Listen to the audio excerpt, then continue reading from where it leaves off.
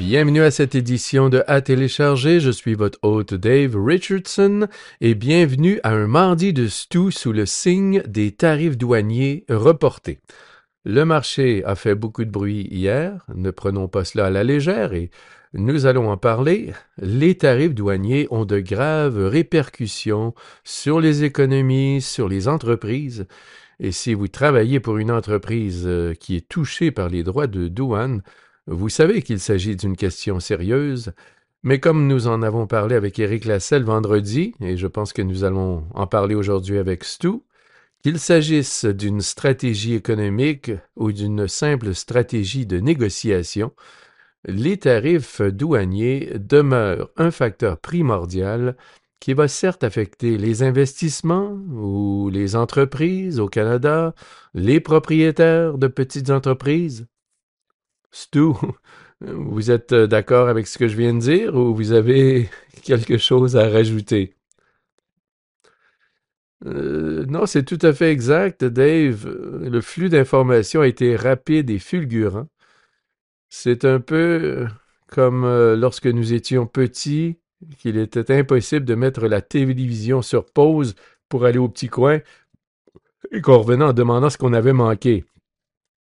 Parce que le niveau des commentaires évolue à toute allure. On parle toujours de la façon dont les marchés sont préparés à ce type d'événement. Et il est toujours facile de regarder en arrière et de dire qu'ils avaient raison ou non. Si on a des droits de douane et que les marchés baissent, les experts en concluraient qu'ils n'étaient pas bien préparés. En revanche, si les droits de douane n'entraînaient pas de baisse des marchés, on dirait qu'ils étaient bien préparés. C'est un environnement très propice à l'analyse de scénarios pour essayer de déterminer ce qui est ou n'est pas pris en compte dans les marchés. Nous avons constaté de la volatilité, mais aussi une certaine stabilisation. Maintenant, la question est de savoir comment aborder cette question. Oui, c'est vrai. Pour le bien de nos auditeurs, nous allons les appeler les scénarios de Stu, parce que nous savons à quel point vous aimez l'analyse de scénarios. Autant l'appeler l'analyse de Stu, et ce sera une meilleure façon pour les gens d'y penser et de s'en souvenir, parce que ces scénarios, et puis la probabilité qu'ils se produisent, et ensuite l'impact de chacun de ces scénarios, c'est vraiment l'essence de la façon dont vous gérez cela d'un point de vue de l'investissement. Lorsque vous réalisez un scénario de Stu, comme vous dites, il y a deux composantes. Il y a la possibilité d'une variation des bénéfices et la possibilité d'une variation de la valorisation en même temps. Au début de cette année, les valorisations du marché étaient historiquement élevées, et nous en avons parlé, et lorsque les valorisations sont plus élevées, ça signifie que la marge d'erreur est moindre. La discussion sur les droits de douane est en cours, mais la semaine dernière, nous avons également eu l'histoire de DeepSeek. Le marché a été confronté à deux problèmes en même temps, mais il les a digérés, peut-être mieux qu'on ne l'aurait cru. Et il y a ces deux composantes. En ce qui concerne les tarifs, il y a l'impact économique. On a eu une idée de ce qui pourrait arriver à l'économie. Ensuite, on répercute cela sur les bénéfices et on passe en revue chaque secteur et on discute avec les entreprises de la quantité de revenus qui pourraient aller ici ou là. Est-il possible de les réaffecter? Il y a environ un mois, nous avons parlé à une entreprise. La situation était négative, mais était-il possible de réaffecter ces revenus à d'autres secteurs? Il y a donc beaucoup d'éléments en mouvement. Et l'avantage de l'analyse de scénario dans cet environnement est que la direction peut trouver le moyen de s'adapter à toutes les situations qui se présentent. Ainsi, le marché boursier canadien, même si le Canada allait répondre par des droits de douane réciproques, du simple fait de la taille relative de l'économie, des mesures équivalentes allaient avoir un impact plus important au Canada qu'aux États-Unis. La première réaction que nous avons eue hier matin nous a donné une idée de ce qui pourrait inquiéter les gens.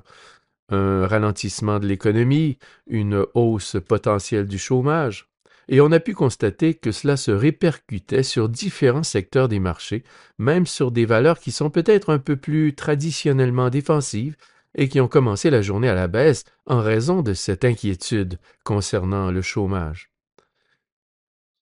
Et cela pourrait avoir un impact sur le volume des achats qui pourraient avoir lieu.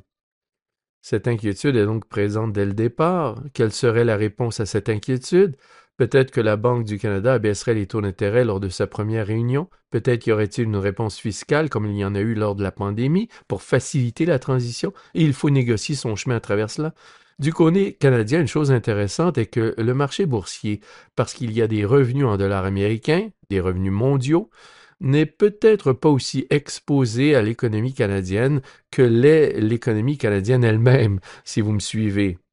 Le premier secteur à examiner est donc celui des banques canadiennes, car leur portefeuille de prêts est exposé à l'économie canadienne. Les banques vous donnent ces voies d'accès. Elles font des analyses de scénarios également. Elles ne l'appellent pas les analyses de Stu dans leur rapport annuel. On verra si ce sera le rapport annuel de Stu à partir de l'année prochaine, mais à la fin du rapport annuel, il vous donne ces pistes de réflexion sur la croissance économique et le chômage. Eric a parlé de certains des scénarios négatifs potentiels du point de vue de l'économie, ce qui correspond à ce que de nombreuses banques ont dans leur rapport annuel, et on peut y voir les estimations. La première chose, pour les provisions pour crédit, il faut faire une hypothèse sur l'avenir. Ainsi, si vous modifiez vos prévisions économiques, vous devrez immédiatement augmenter les provisions pour crédit. Les banques sont toutes très bien capitalisées et ont de bons revenus. Il s'agit donc d'un problème qu'elles peuvent facilement résoudre. Cette mesure serait peut-être considérée comme un peu plus ponctuelle par nature, car elle possède cette réserve importante qu'elle devrait ensuite utiliser au fur et à mesure que l'économie se développe. Ensuite, il faudrait se demander ce que cela signifie pour la croissance des prêts pour les banques à l'avenir. Le résultat sera négatif dans une certaine mesure. Vous le faites pour les banques, mais vous passez aussi en revue toutes les entreprises qui pourraient être concernées. En ce qui concerne les valorisations, nous n'avons pas assisté à la même expansion des valorisations au Canada, mais très souvent, si vous obtenez un changement modeste des bénéfices, vous obtenez également un changement modeste des valorisations au même moment pendant cette période de digestion. C'est sur ces points que nous avons travaillé pendant des mois. Cette analyse était déjà en cours. Quant au marché boursier américain, où il n'y a pas le même impact sur les bénéfices, nous essayons vraiment de comprendre ce que cela signifie du point de vue de la valorisation. C'est l'inverse au Canada, où les bénéfices sont peut-être moins touchés, mais où les valorisations sont peut-être un peu plus vulnérables. Et les droits de douane ne sont pas bons pour la confiance, ils ne sont pas bons pour les valorisations. Il faut donc y réfléchir. En fin de compte, sans planifier ou espérer ce type d'environnement, je ne dirai jamais une chose pareille, mais dans le contexte d'un plan d'investissement à plus long terme, comme lorsque nous faisons face à un potentiel de récession ou à quelques potentiels de résultats défavorables, les portefeuilles sont plus que préparés à cela. Dans un fonds équilibré, par exemple, on commence par une hausse des obligations, car même si les droits de douane peuvent être inflationnistes pendant un certain temps, il est peu probable qu'ils le soient de façon permanente. Mais ils peuvent aussi s'accompagner d'un ralentissement de l'économie. Il y a donc un effet de balancier dans votre portefeuille de titres à revenus fixes qui se redresse. Il faut toujours réfléchir à la manière de passer de l'un à l'autre. Et puis, il y a les liquidités dans les fonds, bien sûr, et lorsqu'il y a des bouleversements, il est parfois souhaitable de faire travailler ces liquidités. Ainsi, tôt hier matin, lorsque la liquidation a été plus spectaculaire, on a essayé de mettre de l'argent au travail, puis le marché s'est redressé et on en est revenu à l'analyse fondamentale. Il s'agit d'un processus très fluide, je dirais qu'il est très mesuré. Même si je ne suis pas dans mon bureau aujourd'hui, Je sais comment me replacer dans mon environnement de travail et revenir à mon mur de citation. Oui, et nous en avons beaucoup parlé au fil du temps. Ce que nous voulons rappeler à cette émission, notamment en vous invitant chaque semaine, c'est l'idée que les investisseurs professionnels ont tendance à gérer cette contrariété ou ce choc, peu importe comment vous voulez l'appeler, d'une manière différente de celle d'un investisseur moyen, disons. Cela est dû en partie à l'expérience, mais aussi à l'éducation et à la formation que vous avez acquise toute votre vie, à savoir naviguer dans cet environnement pendant ces 30 dernières années. Vous avez une réaction, votre expérience vous permet de traverser cette épreuve, ce calme émotionnel. La différence entre s'appuyer sur ses émotions ou sur la peur et de se demander froidement, au fond, quels sont les faits? Que se passe-t-il ici? Où se trouve l'opportunité? C'est là que je dois agir pour gérer les risques à la baisse. C'est ce qui différencie les grands investisseurs des personnes qui n'ont que des résultats aléatoires et qui n'ont pas le même niveau de réussite. Oui, c'est vrai. Et à cela, j'ajouterais la patience. Il s'agit d'un jeu de longue haleine, et même si nous avions des liquidités dans les fonds, il est inutile de se précipiter pour les faire fructifier. Il y a un flux et un reflux dans tous ces environnements, et nous voulons être prêts à faire face à toutes les éventualités. Je voudrais revenir en arrière parce que d'entrée de jeu, vous avez parlé des scénarios. J'aurais voulu approfondir deux des points que vous avez soulevés. Le premier, et la raison pour laquelle je pense qu'il est si important, est la manière dont les marchés ont réagi face à cette menace tarifaire et la question de savoir si les marchés sont préparés ou non à de telles éventualités. La raison pour laquelle je dis que c'est important, et je veux aussi faire le lien avec le comportement des investisseurs, c'est l'idée même de la présence de ce président. Nous avons déjà connu 4 années de présidence Trump. Il ne s'agit pas d'un tout nouveau président dont nous découvrons le style ou l'approche en matière de gouvernance. Certains l'aiment, d'autres pas, mais je pense que tout le monde serait d'accord pour dire qu'il y a une certaine frénésie, une certaine grandiloquence de traiter avec le public, et cela crée beaucoup de bruit.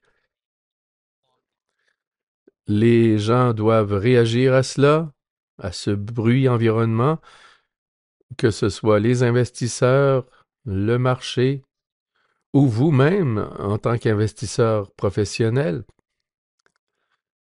Je suis resté debout une bonne partie de la nuit hier à regarder les marchés asiatiques, puis à regarder les marchés européens s'ouvrir et à réagir à ces tarifs. J'ai vu l'évolution des contrats à terme. On a pu suivre les contrats à terme sur un certain nombre de sites qui vous donnent une indication de la façon dont le marché réagit, dans ce cas, à quelque chose qui se produit pendant le week-end et qui pourrait être assez dramatique et avoir un effet à long terme. La réaction a été très négative. Les marchés asiatiques ont baissé de plus de 3% dans la soirée et on a vu toutes les prévisions possibles, en particulier dans certains secteurs, atteignaient presque 3% pour le Nasdaq, 2% pour certaines des sociétés les plus traditionnelles. Il ne m'a pas semblé que les marchés étaient vraiment préparés à cette annonce. Vous me suivez? Oui, c'est vrai. C'est un bon point. Je ne pense pas que le marché soit tout à fait préparé à l'application de tarifs douaniers. Cela a commencé vendredi après-midi lorsque la liste des catégories et des pays concernés s'est allongée. Vous avez parlé de frénésie. Je pense qu'il faut essayer également de réfléchir à ses objectifs à lui, pour son propre pays. Il a parlé de croissance. Ses méthodes pour y arriver ne sont pas des plus traditionnelles, disons. Il veut réduire les impôts et ceux-ci doivent être financés d'une façon ou d'une autre. Donc il y a cette idée que les droits de douane peuvent aider à participer à ce financement. Si j'imposais une taxe nationale sur les ventes, je pourrais financer une baisse de l'impôt sur les sociétés et de l'impôt sur le revenu des particuliers, qui en profiteraient à 100% aux consommateurs américains. Si j'impose des droits de douane, une partie ira aux consommateurs américains, une autre sera absorbée par la société américaine qui fournit le bien et le service, et une autre encore sera absorbée par le pays qui fournit des intrants. Comme nous allons découper le gâteau qui servira à financer d'autres mesures et qui, selon lui, vont stimuler l'économie. Il est important d'y réfléchir. Je pense que l'essentiel est qu'en l'absence de droits de douane, l'environnement a été évidemment beaucoup plus favorable. Cela conduit à des valorisations élevées et chaque fois qu'il y a un petit accroc lorsque les valorisations sont élevées, les marchés vont connaître des changements plus importants à court terme. Je pense que c'est l'une des choses dont nous devons être conscients au fur et à mesure de l'évolution de la situation. Oui, c'est vrai, nous en avons beaucoup parlé sur ce plateau avec plusieurs invités, et lorsque je fais des présentations pour des investisseurs, j'en parle aussi. Lorsque le marché est plus cher, les attentes en matière de rendement sont un peu plus faibles et les attentes en matière de volatilité sont plus élevées. Vous obtenez donc ces rendements avec beaucoup plus de hauts et de bas, et certainement en ce début d'année où certaines parties du marché ont été survalorisées aux États-Unis. Vous courez le risque d'une telle situation. Nous allons parler de la façon d'atténuer ce risque et cette volatilité avant la fin de l'émission. Ne vous inquiétez pas, Stu. En ce qui concerne la réaction du marché, Eric et moi avons fait une émission vendredi que vous pouvez écouter et qui contient une analyse plus économique des droits de douane. Cela dit, s'il vous plaît, si vous manquez des épisodes, la chose la plus simple à faire est de vous abonner à notre balado ou que vous l'obteniez ou de vous abonner sur YouTube.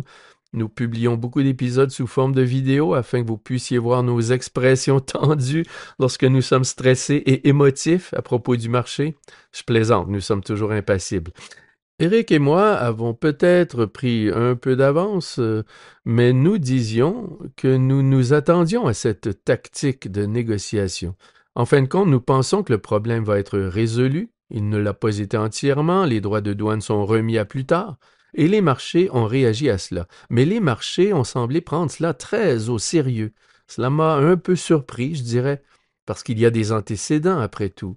Mais je suppose que cela renvoie à l'idée que vous vous faites des objectifs politiques. Il est clair que Trump aime les droits de douane et qu'il les considère comme une stratégie, mais que ce soit uniquement des fins de négociation ou qu'il y ait une véritable explication économique, et vous l'avez donné à propos des impôts, les réductions d'impôts et de l'augmentation des recettes que vous obtiendrez grâce aux droits de douane, je pense que c'est l'une des raisons pour lesquelles le gouvernement a décidé d'agir. C'est l'une des choses, comme vous l'avez dit, que les marchés doivent comprendre.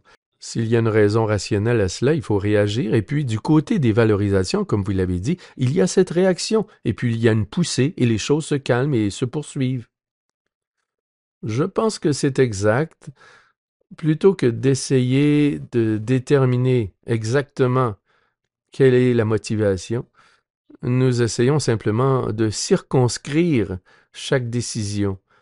Il y a une motivation liée au fentanyl et aux migrants. Il y a la discussion sur le 51e État, la discussion sur le Groenland et d'autres choses de ce genre. Il y a peut-être à plus long terme certains besoins des États-Unis. Le Canada doit y réfléchir et d'autres pays également, ainsi qu'à notre capacité à les satisfaire dans le cadre d'un scénario approprié. Et puis, il y a la question suivante. Comment vais-je payer une partie de mon impôt sur le revenu ou certaines des réductions d'impôts que je veux perpétuer ou même accélérer? Il existe des scénarios pour chacune de ces questions. Le problème de la drogue, par exemple, ne semble pas pouvoir être résolu, mais il est là sur la liste. Le fait d'y consacrer des ressources aura un impact. Si les réductions d'impôts sont le principal problème, alors au Canada, nous n'avons pas de ressources pour cela. Il y a certaines choses que nous pouvons résoudre et d'autres que nous ne pouvons pas résoudre dans le contexte de ces négociations. L'autre chose qui était vraiment intéressante dans vos commentaires tout à l'heure, et que j'ai entendu de la part de quelques autres gestionnaires de portefeuille pour lesquels j'ai beaucoup de respect, c'est l'impact de la direction dans ce contexte. Il faut espérer que les équipes de direction sont aussi préoccupées par les différents scénarios qui pourraient en découler et par l'impact qu'ils auront sur les entreprises, et qu'une bonne équipe de direction soit capable de faire face à presque tout ce qui se présente à elle. Je sais que c'est une grande partie de votre travail d'évaluation des entreprises. Nous n'avons traversé que 2 semaines sur 4 années de ce style de gestion de la part de ce président. Pensez-vous pouvoir vous appuyer un peu plus sur ce point dans vos évaluations d'entreprise? Oui, je ne sais pas si ce sera plus, mais c'est déjà important à 100%. Une ouverture d'esprit, une certaine flexibilité. On ne peut se contenter de dire que l'on va faire exactement comme on a toujours fait. Ce type d'attitude ne fonctionnera pas dans cet environnement. Et vous le constatez lorsque vous discutez avec les entreprises. Certaines disent voilà l'impact et voilà la liste des choses que nous allons faire pour l'atténuer. Nous sommes encore en train de réfléchir. Voilà une excellente réponse. D'autres vont dire voici l'impact et nous allons vous revenir un jour pour la liste. Cette réponse-là n'est pas satisfaisante pour nous. Dieu merci, nous n'avons pas reçu beaucoup de ce genre de réponse qui est positif. L'autre chose, nous pensons à des portefeuilles plus larges. Et pour les Canadiens en particulier, qui détiennent des actions américaines, qui n'ont pas été aussi gênées, celles-là, il y a les actions canadiennes, dont certaines pourraient faire l'objet d'un ajustement modeste. Ensuite, il y a la devise. Devrais-je couvrir la devise, ne pas la couvrir ou encore détenir des actions américaines? La monnaie est un peu une ceinture de sécurité. Je dirais que la plus grande surprise pour nous lundi matin, si tout ce qui a été discuté était vrai, le dollar canadien aurait été plus faible dès le départ. Rien de spectaculaire, mais au pire, il n'a baissé que de 1%. Alors cela donne l'impression que les gens avaient vraiment parié contre le dollar canadien. Il n'était donc pas possible d'intervenir et d'appuyer sur ce point. Et nous voici un jour plus tard, et je pense que le dollar canadien est revenu au niveau où il était jeudi à midi. Il y a plusieurs variables à prendre en compte et nous y réfléchissons toujours à l'intérieur des portefeuilles. Oui, c'est vrai, et comme nous l'avons dit il y a quelques semaines, peut-être il y a 3 semaines sur ce plateau, certaines zones du marché sont chères aux États-Unis. Certaines zones du marché ont des attentes très élevées. Il y a beaucoup d'élan derrière. Il y a beaucoup d'esprit animal positif autour de tout ce qui se passe là-bas. Au Canada, c'est exactement le contraire. C'est presque comme si les nouvelles ne pouvaient pas être plus mauvaises, de sorte que chaque fois qu'il y a un relâchement de certaines de ces pressions négatives, il y a une possibilité de meilleurs résultats pour l'avenir. Et le dollar canadien serait certainement battu en brèche, autant que vous le verrez. Quant aux attentes relatives de l'économie canadienne par rapport à l'économie américaine, je ne suis pas sûr de me souvenir d'une période où les choses semblaient si différentes entre les deux. Oui, je pense que c'est juste. Je pense que le marché boursier canadien lui-même n'a pas été si mauvais, malgré toutes les inquiétudes et les frustrations concernant l'économie et la dépendance à l'égard du logement, entre autres, ce qui nous rappelle encore une fois que le marché boursier canadien n'est plus tout à fait le reflet de l'économie canadienne. Je pense que nous devons vraiment nous concentrer sur les secteurs du marché axés sur le marché intérieur et sur la manière dont ils pourraient être affectés. Il y a de grandes entreprises canadiennes qui sont cotées au Canada et qui n'ont pas vraiment d'activité à l'intérieur du pays. Cela nous ramène peut-être au dernier point que je voulais aborder aujourd'hui, à savoir les secteurs.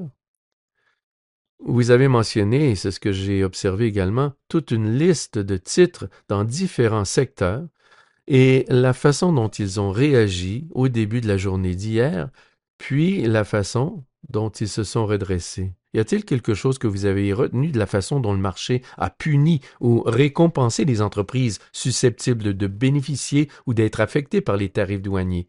Et d'une manière générale, quels sont les secteurs qui, selon vous, sont mieux ou moins bien positionnés si cela devait se produire? Je pense qu'hier, les actions du secteur de l'énergie se sont mieux comportées que nous le pensions, non seulement parce que les droits de douane allaient être de 10 au lieu de 25%. Quand on pense à l'évolution du dollar canadien, on ne peut pas dire qu'un tarif de 10% sur l'ensemble des produits serait gérable, mais avec un dollar en baisse de 6 ou 7%, on n'est pas très loin du compte. Je pense que l'ampleur du tarif dépend du ralentissement de l'économie et le ralentissement de l'économie déterminera si le taux de chômage évolue ou non.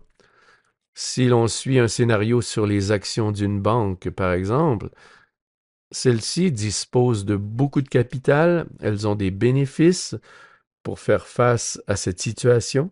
Ces scénarios ont été réalisés, ils étaient assez simples. Je n'ai pas été surpris de les voir s'affaiblir à l'annonce de la nouvelle et peut-être qu'elles s'affaibliront encore plus si cela se produit. Je pense que certains des secteurs les plus défensifs, comme les épiciers et autres, vont le demeurer, mais que si nous avons du chômage, cela affectera le volume dans certains secteurs du marché auxquels on ne pense pas. La baisse de certains titres ferroviaires n'a pas vraiment été une surprise non plus. Nous avons cette liste d'actions pour chaque secteur et nous pensons qu'ils seront affectés, et puis ce sont d'autres secteurs qui se comportent différemment. C'est un peu à tout cela qu'il faut réfléchir. C'est ce que vous et l'équipe êtes en train de creuser en repensant la journée d'hier. Oui, en première instance, un épicier prendra d'abord tout ce qu'il a de revenus pour payer son loyer. L'épicier, que ses volumes augmentent ou diminuent, doit payer le loyer pour garder son magasin ouvert. Il y a donc une dynamique au sein du marché où, comme tout le monde le ferait pour son budget personnel, nous essayons de déterminer quelles sont les dépenses les plus importantes et dans quelle mesure elles sont sûres, et ainsi de suite. Oui, j'en ai parlé lors d'un épisode précédent. Je continue de blaguer sur la question, mais une fois de plus, voici un autre exemple excellent où les placements échelonnés peuvent fonctionner pour vous. Si vous aviez déjà en place un bon programme de placement échelonné et que vous constatez une baisse du marché à la suite des nouvelles de vendredi ou d'hier, peu importe que les droits de douane soient reportés et que le marché se redresse, vous avez acheté à bas prix sans le savoir parce que vous y étiez déjà engagé. Inutile de se réveiller au milieu de la nuit ou le matin dans la panique et de changer d'avis. Et c'est, comme vous l'avez dit, la discipline, la patience et la raison d'être des placements échelonnés dans un environnement de marché volatile comme celui-là, parce que les marchés sont plus chers et que les marchés politiques et géopolitiques sont plus volatiles. Et c'est pourquoi je sais que vous êtes un si grand partisan de cette stratégie. Eh bien oui, je ne suis pas au travail aujourd'hui, je suis un peu grippé, mais si je reviens à mon mur de citations, il y a la vieille phrase de J.P. Morgan qui, quand on lui demande ce que vont faire les actions, répond qu'elles vont fluctuer, jeune homme, elles vont fluctuer. Nous sommes dans une période où elles vont fluctuer peut-être un peu plus que ce que tout le monde souhaite, et les placements échelonnés sont un outil formidable pour ce type d'environnement. Eh bien, compte tenu de votre état, votre voix n'a pas trop fluctué aujourd'hui. Et merci d'être toujours fidèle au poste et de veiller à ce que nous fassions en sorte que le mardi de Stu ait lieu. J'ai trouvé qu'il y avait beaucoup de choses qui allaient aider les investisseurs à réfléchir à cette transformation, pas seulement à cette situation particulière concernant les droits de douane, mais aussi à ce qui va probablement être une période très intéressante pour les marchés dans les mois et les années à venir. Il faut donc commencer à réfléchir à la manière dont on va gérer cette situation. Et je pense que cela commence par un bon plan financier, cela commence par une stratégie d'investissement comme les placements échelonnés, et cela devrait se terminer par l'écoute des mardis de Stu après le travail, le mardi soir. Très bien, Dave. D'accord, on vient de le perdre pour vrai. Alors on fera mieux d'arrêter. Merci Stu, on se revoit la semaine prochaine. Au revoir. Cet enregistrement a été fourni par RBC Gestion mondiale d'actifs Inc. à des fins d'information seulement et ne constitue pas un conseil de placement ou un conseil financier. Vous devriez consulter vos propres conseillers juridiques, comptables, fiscaux, en placement ou en planification financière avant d'effectuer toute opération.